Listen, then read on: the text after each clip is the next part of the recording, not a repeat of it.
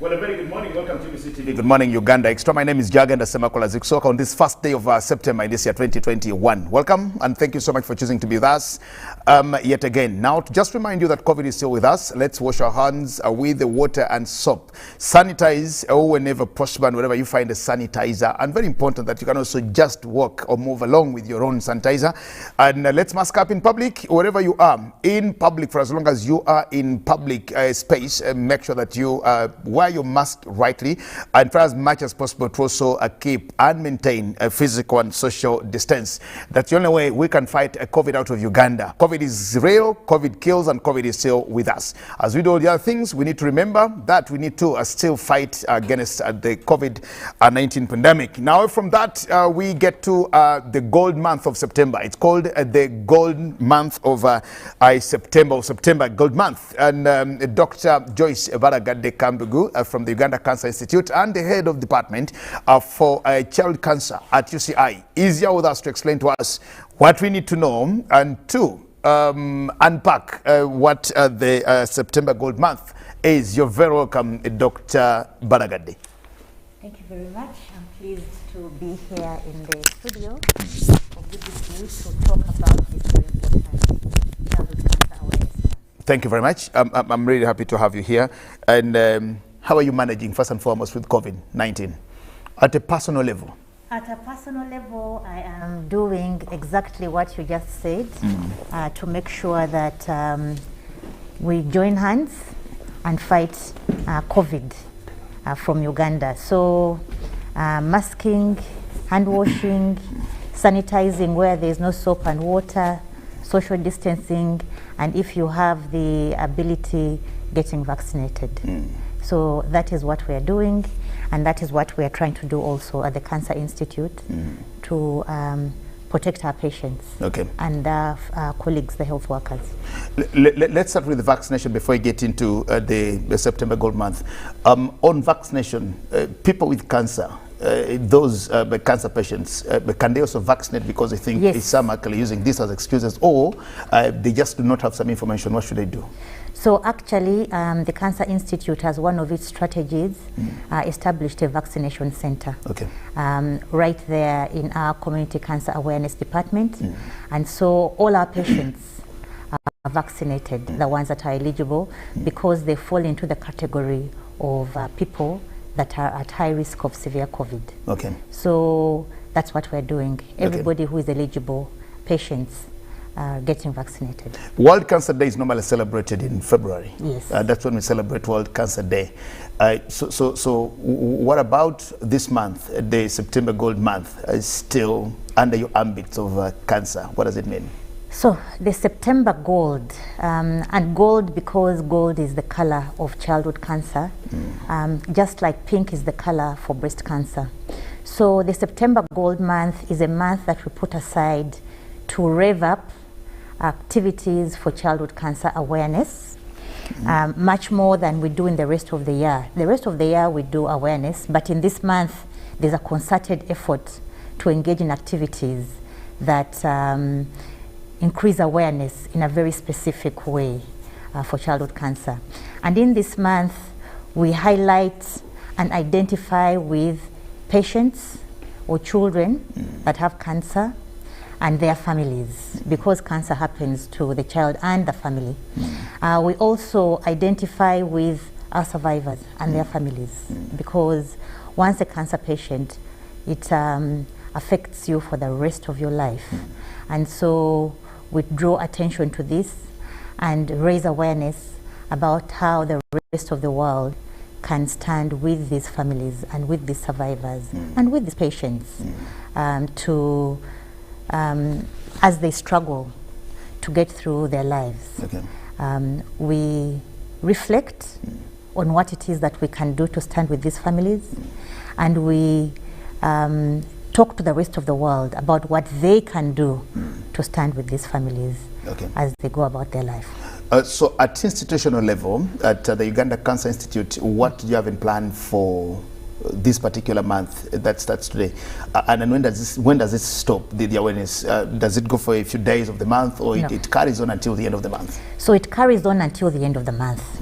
And so at the Institute, we have planned a number of scientific activities, cognizant that now we have to adhere to the guidelines that have been put in place by the government of Uganda to curb this pandemic.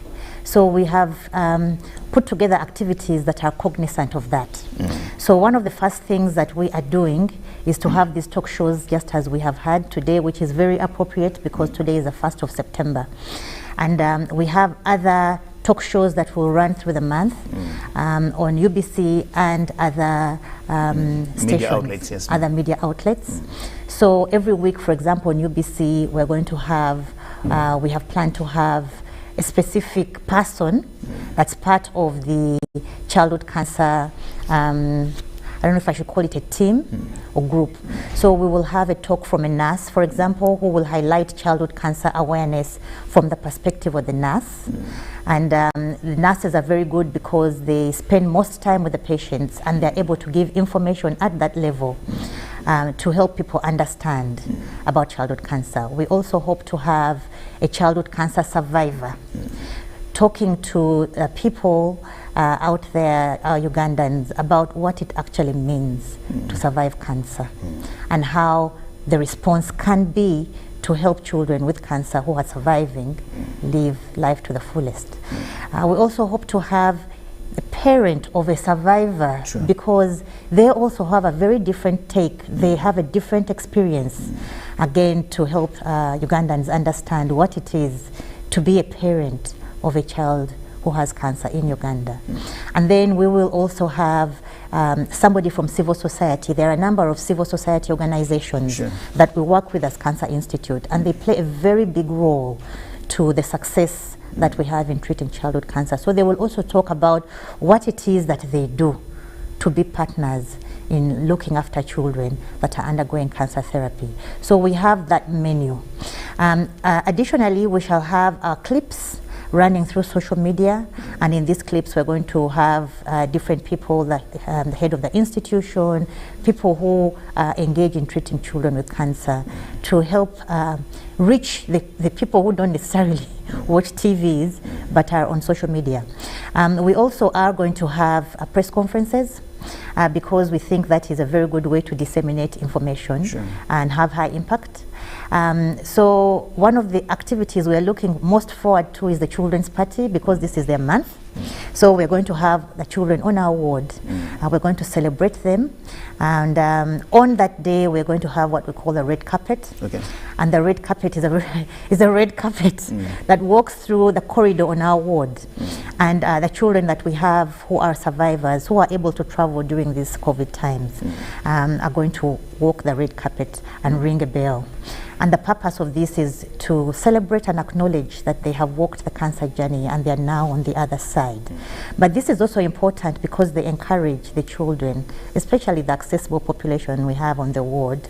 Because of COVID, we can't invite very many people, to actually get hope and know that maybe I'm at the start of my journey, I'm at the middle of my journey, but there is hope at the end of the day. So that is going to be one of the highlights of that party. And then we will have special meals for the children during this month, because it's their month and it's not just about us talking on TV, radio. And we shall crown it all with a webinar. It should have been a conference, but we're going to have a webinar online, and we shall have various people come and talk to crown off the September Gold.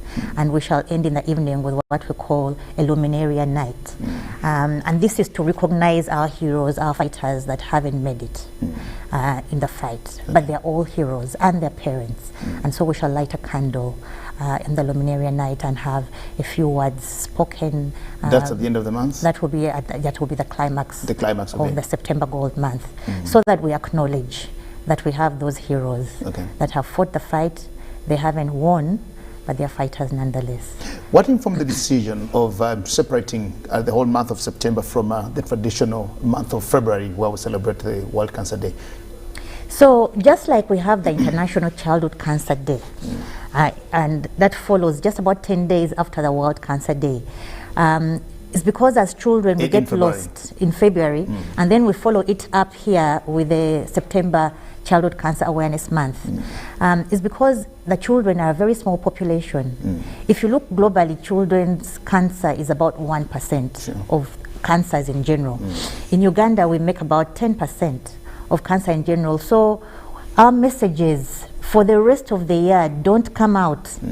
Everybody's talking about go and screen for breast cancer, screen for prostate cancer, screen for cervical cancer. All the messages out there don't speak to our population. So the rest of the world, if you ask them about cancer, they're asking you, what should I eat? What should I drink? What exercises should I do? And that really actually is not for childhood cancer. So what is relevant to childhood cancer doesn't come out.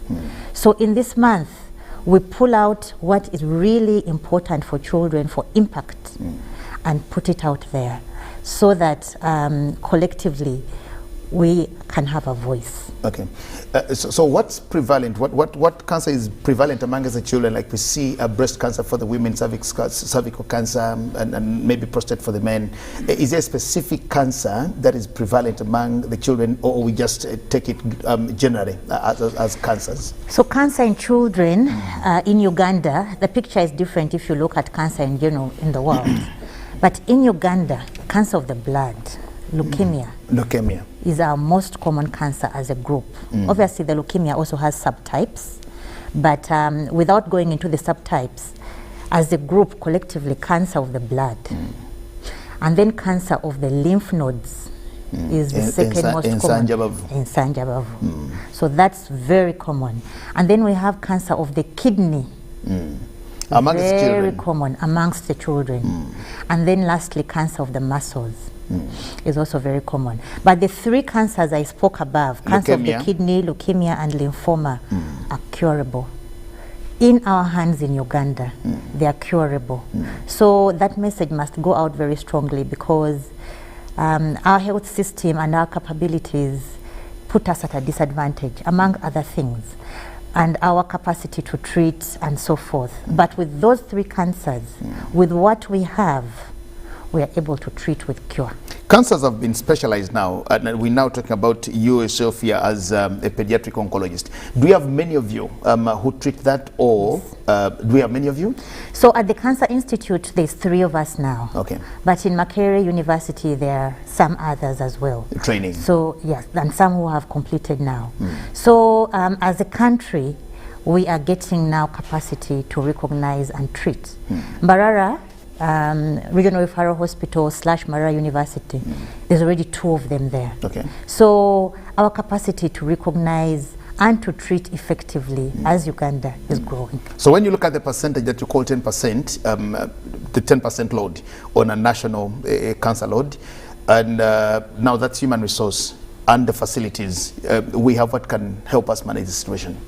So the thing about childhood cancer, one of the things that's very important to treating it with curative intent is to treat it in specialized centers. So even the people that we're churning out in terms of the treatment programs, we need to provide highly specialized centers for them to treat.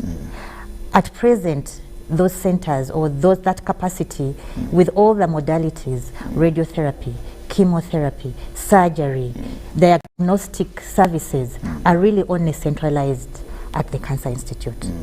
Mbarara University, Mbarara Regional Referral Hospital is coming up now, and perhaps it's going to be the next available center, which is good because it's part of the decentralization of services. So right now, for the western part of the country, Mbarara is coming up now as a regional center. And very soon, we saw the groundbreaking that happened in Gulu. So work is starting to establish another regional center there, and Arua. The one in Bale has not come up.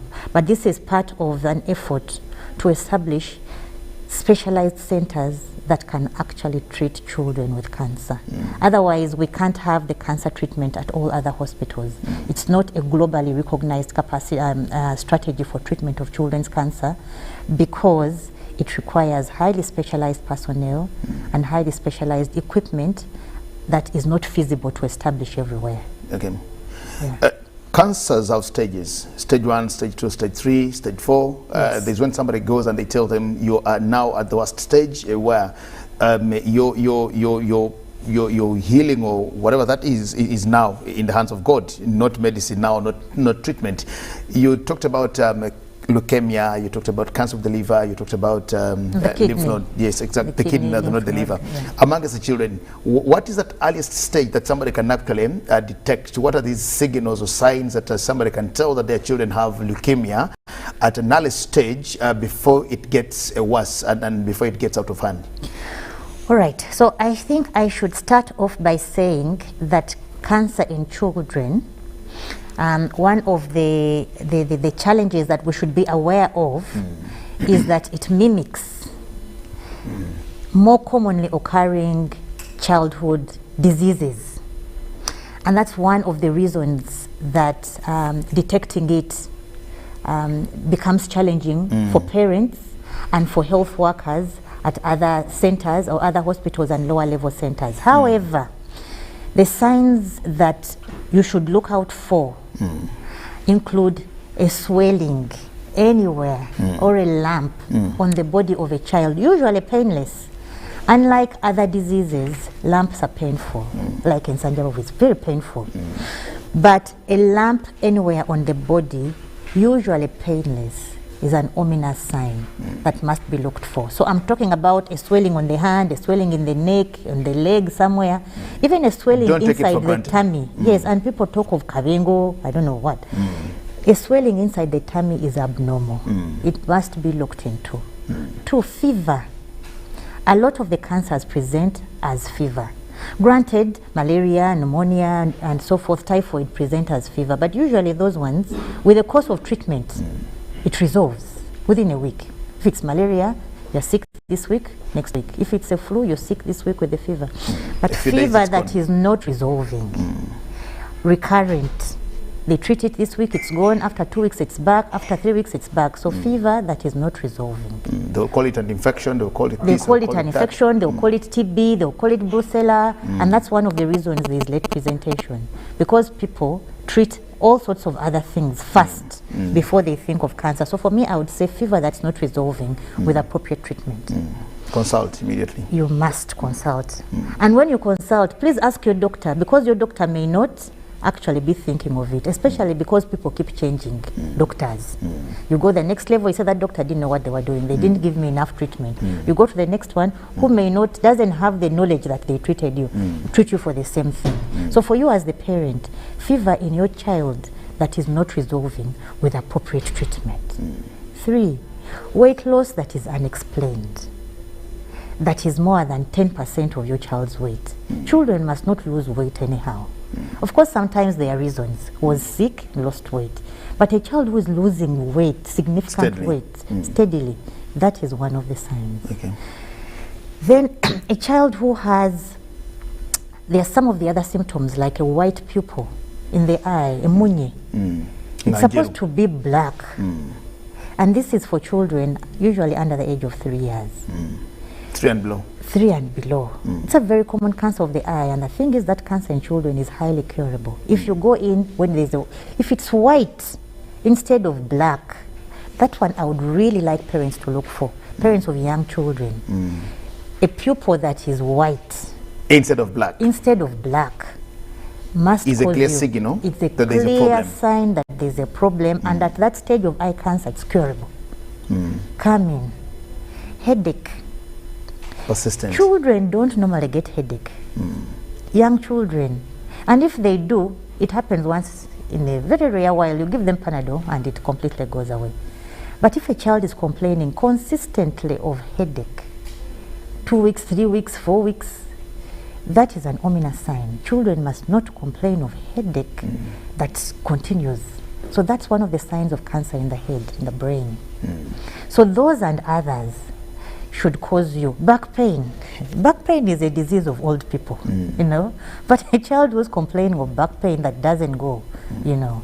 So those are some of the common signs and symptoms that should cause you to be a little bit concerned, and then go and see a higher level doctor.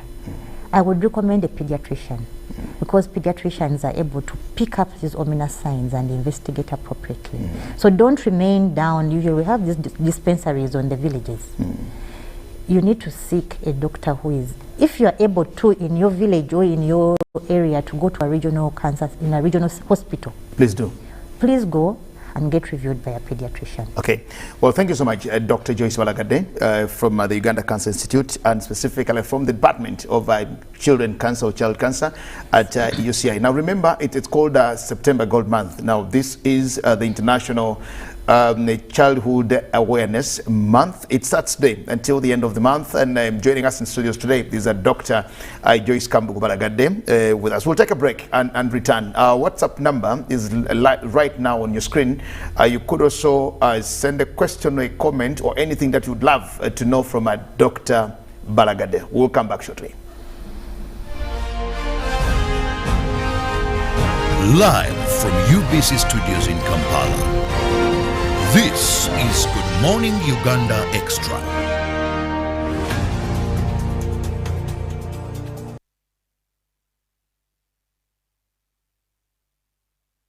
Getting GoTV was the best decision James has ever made. Finding a good place to watch football was never easy, but it was costly until James discovered something big. Now he can finally enjoy the benefits of homegrown advantage with a decoder and 1 month of GoTV value. For just 25,000 shillings, enjoy the world's biggest leagues and cap competitions. GoTV Uganda, love it.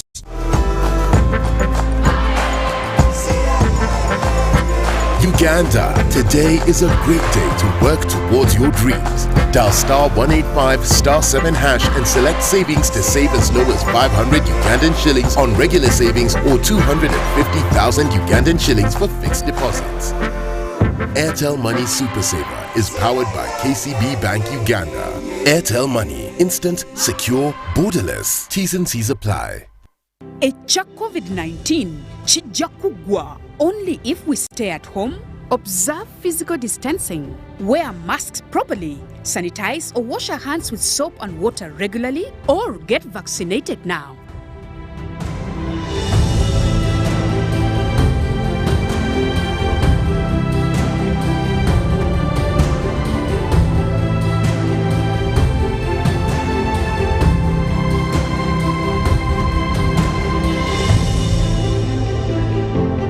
Getting GoTV was the best decision James has ever made. Finding a good place to watch football was never easy, but it was costly until James discovered something big.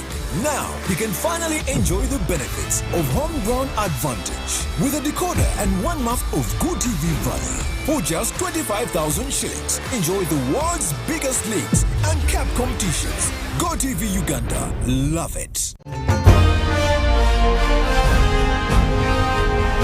Live from UBC Studios in Kampala. This is Good Morning Uganda Extra.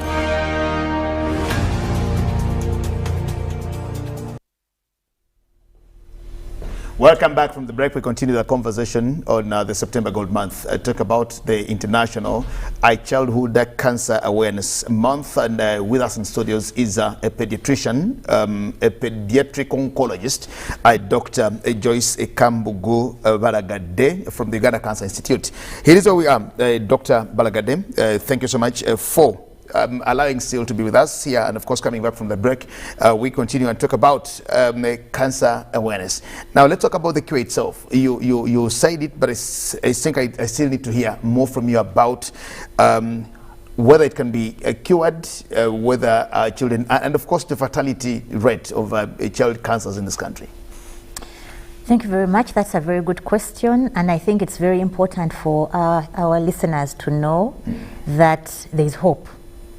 A lot of the times it's cancer taona, you know, and a lot of our people remain in the villages because they have it in their minds that cancer is not curable. As opposed to adults, where cure might be a challenge, in children, childhood cancer is very curable. Sure.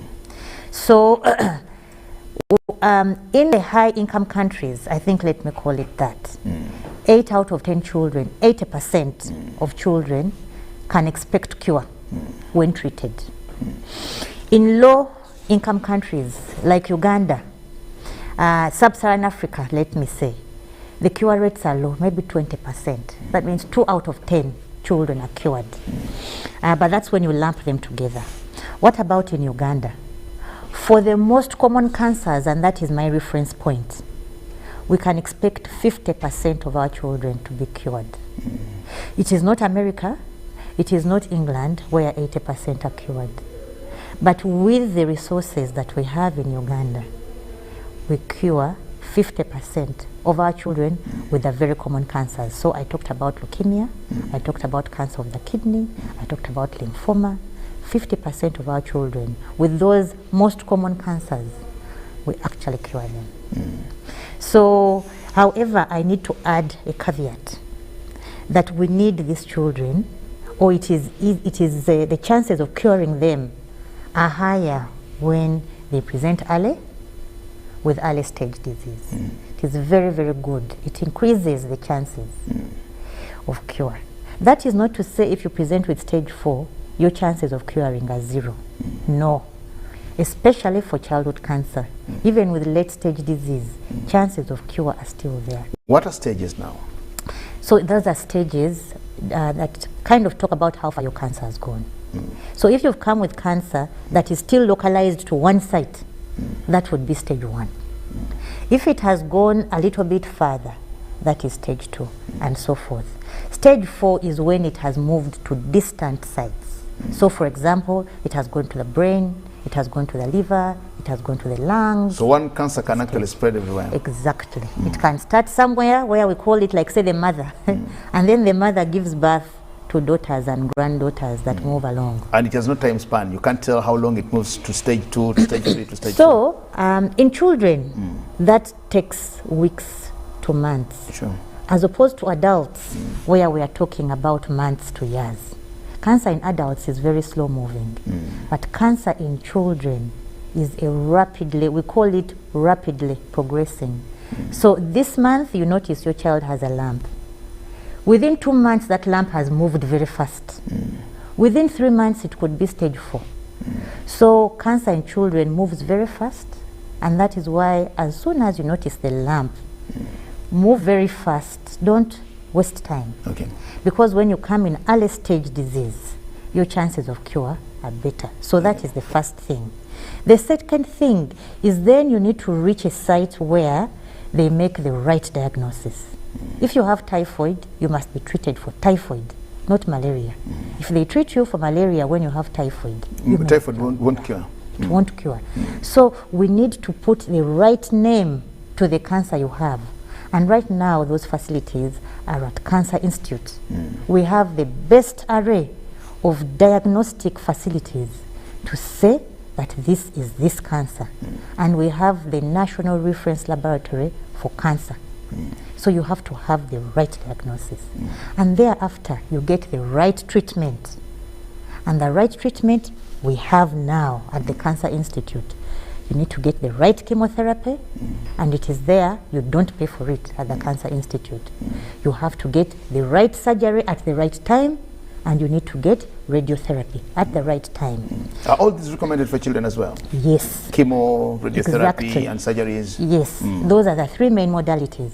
Depending on the cancer you have and its stage, you may get 2 out of the 3, or 3 out of the 3, or one of the 3. Or one of the 3. That depends on the cancer, and that's why we need to get the name of the cancer right, so that we can give you the right treatment. Okay. But that doesn't mean that you, as the parent, you don't have a role to play.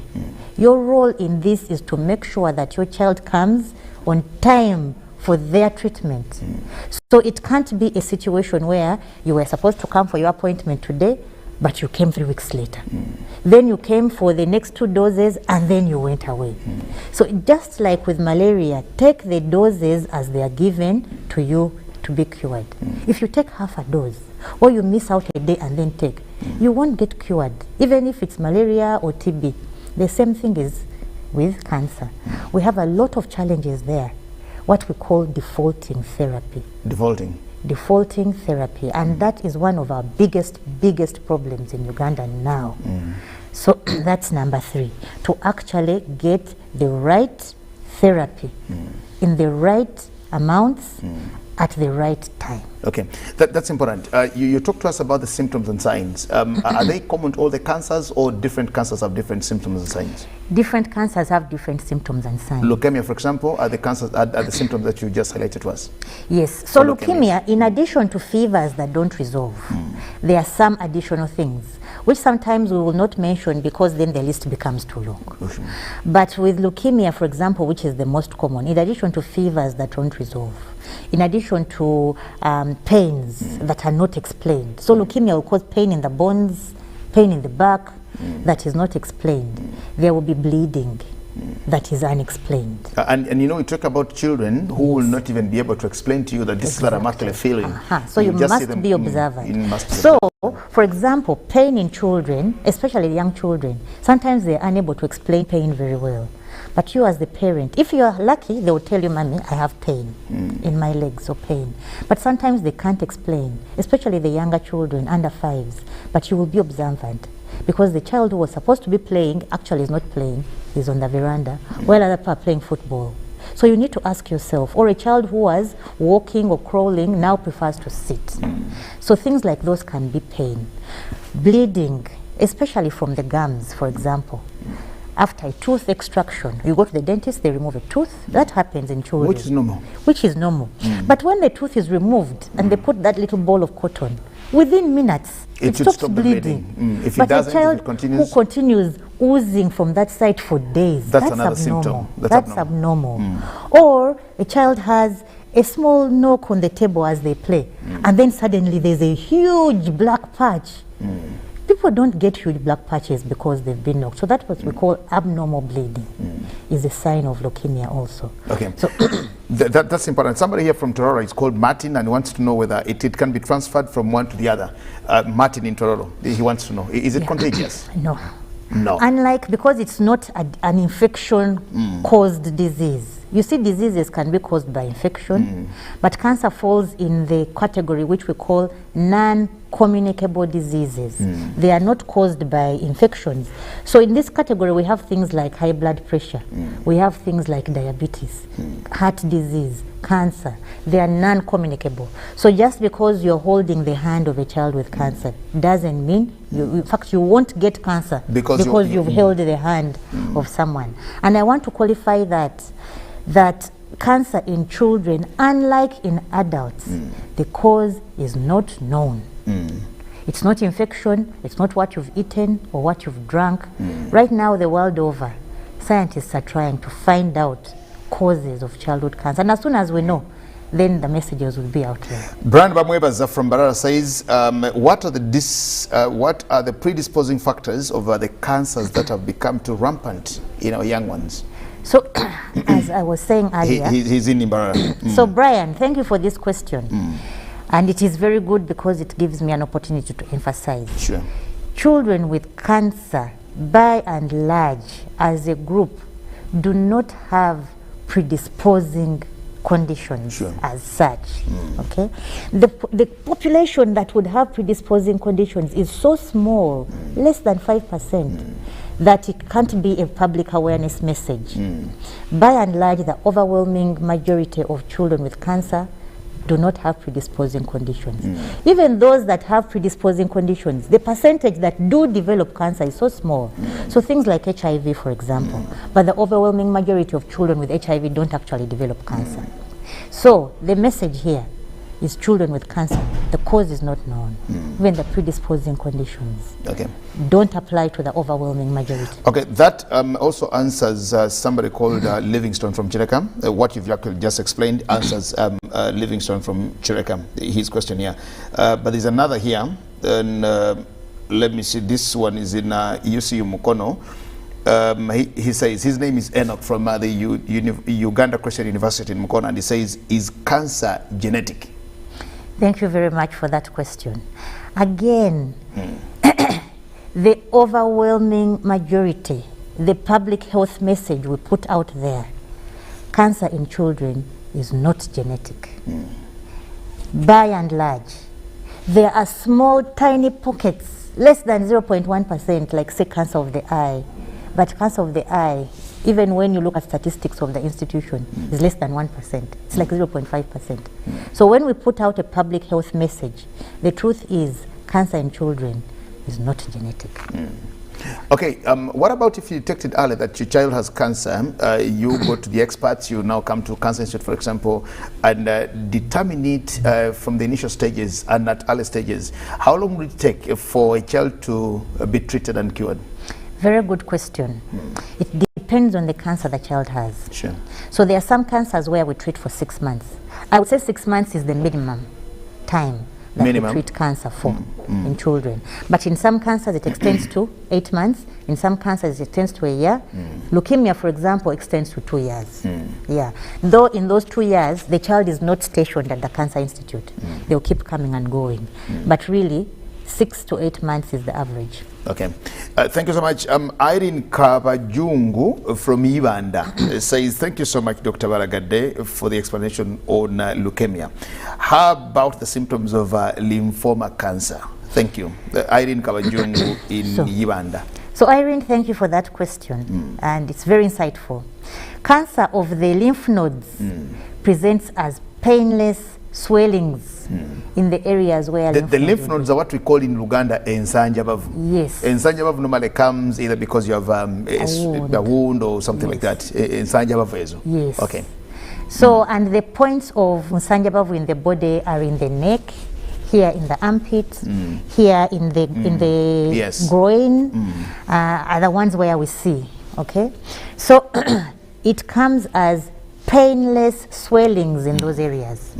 So if your child has a swelling in the neck that is not painful, that increases in size gradually, you need to ask yourself. And usually it starts in one area, then increases in size. Before you know it, it is in the other area. Then you begin to see it because it progresses. So, and I want to make a caveat there, that remember there is ensanjabavu. Ensanjabavu, normally there is a wound somewhere on the hand, and then you will see this. The ensanjabavu. And it's normally very painful, the ensanjabavu. But I want to say that cancer of the lymph nodes, usually there is no wound. There could coincidentally be a wound. But the overwhelming number of children, there is no wound, there is nothing. No wound, yes. And then the swelling comes, increases in size, it's painless, unlike ensanjabavu. And they may give an antibiotic. Usually when you go to the hospitals, quite rightly they may say, oh, maybe this is a cough or flu or whatever. And they give you a course of antibiotics for 10 days.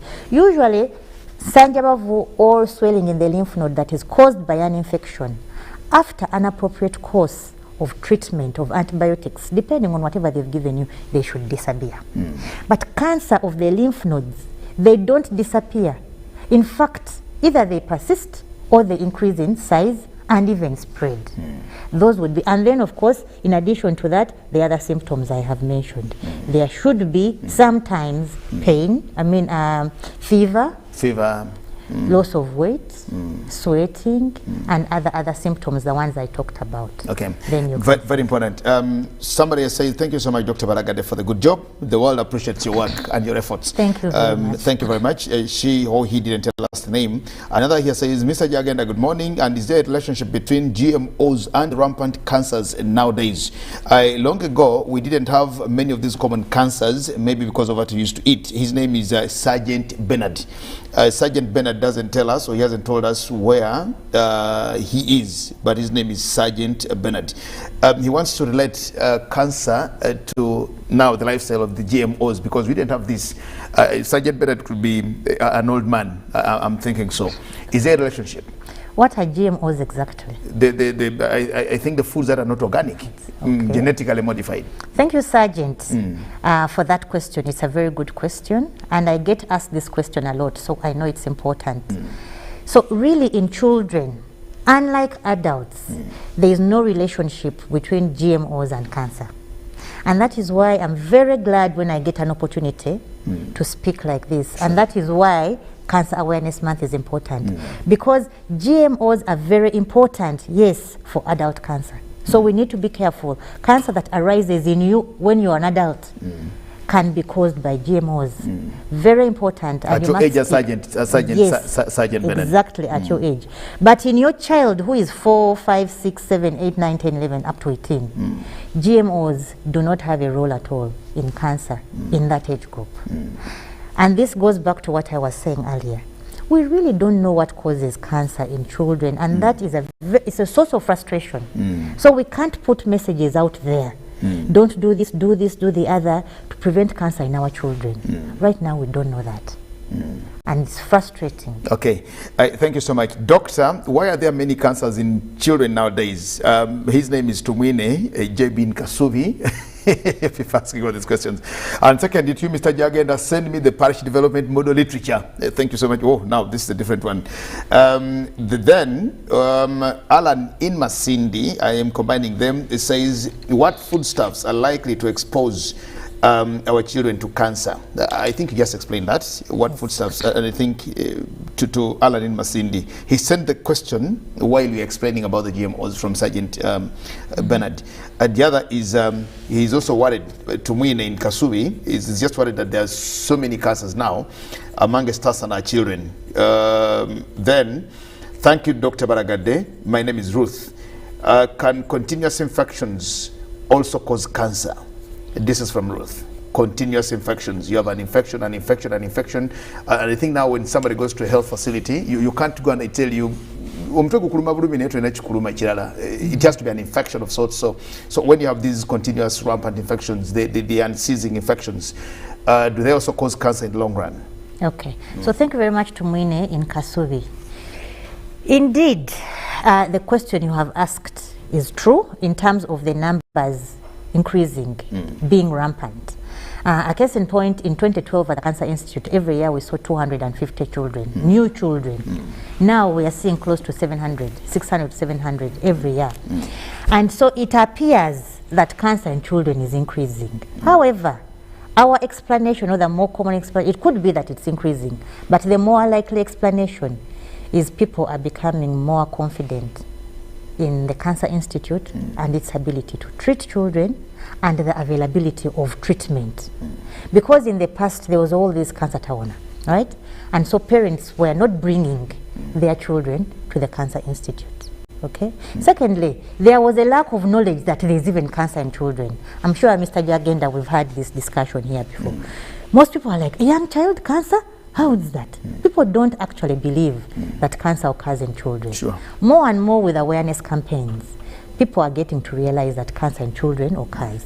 Even doctors are getting to suspect that cancer in children occurs. As a result, we are seeing more and more referrals to the Cancer Institute. And so it appears as if cancer in children is increasing, when in fact, more children are being referred. I want to qualify this. Every year in Uganda, from an organization called Global Can, and this one calculates the number of cancers that should arise in every country in the world. In Uganda, our figure is 3,000. It is expected that every year in Uganda, there should be 3,000 diagnoses of cancer. In actual fact, we are only diagnosing about 30% of that number. 30% of 3,000? Yes. Meaning that the 70% even now are not coming. If we do not because they're not there, but because they're not coming. Nobody is suspecting them, or they are being, and they are not coming. So if we do our job right, all of us as Uganda, we should see a steep rise in the numbers. Not because cancer is increasing, but because we are referring them to care.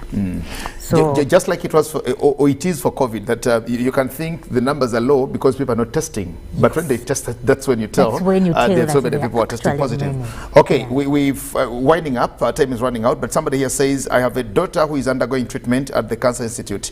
Is there a hope of full recovery? We don't know whether this is a man or woman, but this parent has a daughter undergoing treatment at UCI. Is there hope for a full recovery? They're just concerned. Thank you very much. That is always one of the most difficult questions to answer for our parents. That question depends on so many things because each child's journey is different. Even when they have the same diagnosis, it depends on very many other moving parts in the child. What stage is the disease? What we call the biology. In terms of some of the cancers are more resistant than others. What about other factors like treatment adherence and so forth? So each child has their own, even what cancer is it? Is it cancer of the blood? Is it cancer of the kidney? Or is it one of the more difficult to treat and cure cancers? Sure. So I would like very much to have an opportunity to speak to that mother. Good enough, from here I'm going back to Cancer Institute. Okay. I would love a parent to come. I'll just share with you the number here. I don't know whether it's a mother or father, but I'll just share with the number off air. This. Yes, when we are done. And maybe finally, is there a rebound of the particular cancer once you go through the treatment? Is there a rebound of that? There is always the risk that that is going to occur, and that's why even after you've finished your treatment, we continue to see these parents, we continue to see the children, and one of the reasons we don't see them frequently, many times we may see them once every 3 months, and with time we increase to once every 6 months and so forth. And we are monitoring, one, for side effects of treatment, but two, also to see if the cancer is returning, because there's always that risk that it will come back, and the risk is higher in certain cancers than others. But there was a question from Ruth which we didn't answer, and I'm the Ruth question here of the continuous infections. Yes. Ruth, usually it is the cancer that is causing the infections rather than the infections causing cancer. When you're getting recurrent infections, it is very likely that the cancer is the one that is causing those recurrent infections, and they cause you to go into the hospital. So that in the hospital, there are not many infections that compound into cancer. No, it's the other way around. It is the cancer that is predisposing you to infection. And it is a sign. If you have many infections, someone should be looking. What is causing these recurrent infections? Could it be cancer? And then that underlying cause should be investigated so that you get referred. I can't thank you enough, Dr. Baragade. There is one here, somebody says, my child has a swelling in the back near the shoulder. Could it be cancer? But the child is not losing weight. They are not losing weight, and maybe they are not, but there is a swelling on the back. Yes. So just when I spoke in half a minute. Yes. When I spoke about the symptoms and signs that may suggest cancer, not everyone must have all of them. Sure. You could have one or two or all of them even. So for me, any swelling, whether it has fever, weight loss, or others, should be investigated, because some of those swellings are associated with fevers and weight loss. Others are not. So we must investigate it. Please. How can they contact you? How should they come to any special number at the Cancer Institute that they can call? Yes, right now there are numbers for our patient navigators, but it is an open door policy. Sure. Walk in with your child on any day. The children's clinic is right next to the gate. With or without a referral, just walk right in there and we shall investigate it. It's an open door policy. You don't even need to call anybody. Just walk in. I want to thank you so much, Dr. Joyce Baragade from the Cancer Institute, and I just pray that next time we'll give you another invitation. Please come back. Speak to us. There are quite a number of questions here and lots of issues that people would love to hear or know. And now that we also know that cancer is actually amongst our children, which most people may not talk about. And maybe next time when we come back, we need to also demystify the myths about cancer itself, because some may say it's not cancer, dogo. You know, there are also issues of dogo gundi yalogo mwana wange, dogo manyise ngata mwagala, all these things. Nyazala wange very true. Nyazala wange tayagala mwana. All those issues of nyazala, senga, koja, and quite a number of things. But I want to thank you so much, Dr. Christine, Dr. Joyce Baragade. To all our viewers, we'll stop this here for now. Wishing you all the best, and to say, let's just put our arms together to partner with the Uganda Cancer Institute as we celebrate this September Gold Month for childhood cancer awareness. My name is Jagenda Semakola Ziksoka, wishing you all the best for God and my country. Stay blessed. Good morning. Thank you. Live from UBC Studios in Kampala, this is Good Morning Uganda Extra.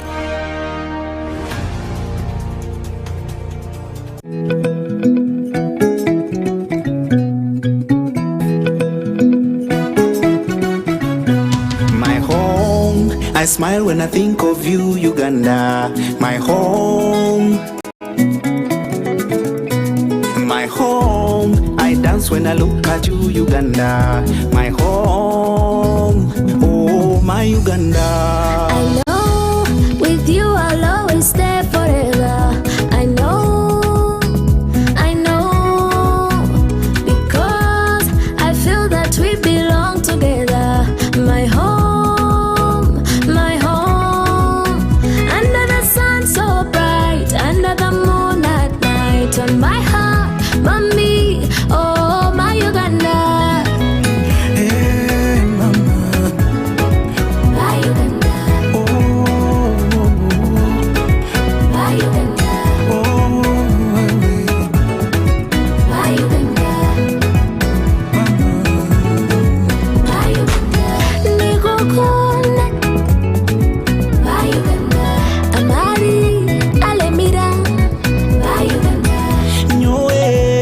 kugonza amina ngojo amina ngojo.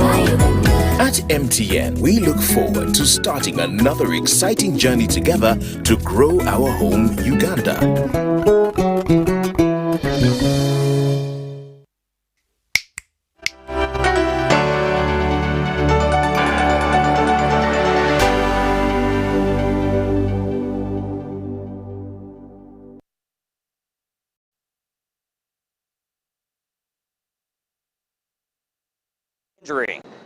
I said, I swear to God, if he checks his watch one more time, I couldn't look at him anymore after that, considering especially the time and why we were there. I found to be the most disrespectful thing I've ever seen. Now, after this so-called successful operation, over 100 Americans are still stranded in Afghanistan. The exact number is not known, apparently. And that is despite Joe Biden's promise that no one would be left behind.